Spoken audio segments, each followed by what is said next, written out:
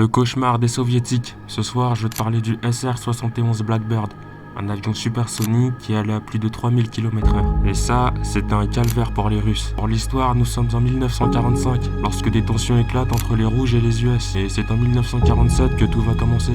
Tu dois savoir qu'à cette époque, les satellites n'étaient pas super développés comme aujourd'hui. Et pour espionner l'ennemi, c'était qu'avec des documents tactiques, qui n'étaient pas forcément à jour. En août 1959, les Américains vont décider de construire un avion spécial pour le renseignement, le Blackbird, une variante de l'A-12, un autre avion supersonique. Et pour ça, c'est Clarence Kelly Johnson qui dirigera les opérations. De 1962 à 1967, des tests vont être menés dans la zone 51, et le résultat dépassera toutes les attentes des ingénieurs. Une fois prêt, le Blackbird sera très fréquemment utilisé pour espionner les soviétiques. Et il faut le dire, ils étaient choqués de l'invention américaine. Déjà, l'avion était une flèche et volait à 26 000 mètres d'altitude. Donc les radars ne pouvaient pas voir l'appareil et les missiles n'étaient juste pas assez rapides pour attraper l'avion.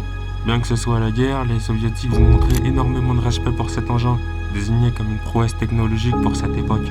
Malheureusement, l'avion sera mis à la retraite en 1990 car les Américains vont construire des satellites très performants et comparé au Blackbird, c'est plus efficace. Premièrement, c'est moins cher. Faut savoir qu'un avion comme ça coûte 34 millions de dollars. Plus son entretien, je pense qu'on dépasse 100 millions facile. Deuxièmement, les informations transmises par le satellite sont en temps réel. On n'a pas besoin d'attendre que l'avion revienne de mission. Et troisièmement, c'est un plus pour la logistique. C'est-à-dire que les satellites sont autonomes tandis qu'il fallait au moins 30 personnes pour s'occuper de l'avion. Pour conclure, bien qu'il ne soit parti trop tôt, le SR-71 Blackbird a réalisé des exploits, comme faire un New York-Londres en 1h54, ou voler à plus de 3529 km/h à l'horizontale. C'est juste énorme. Cette légende des airs restera inoubliable.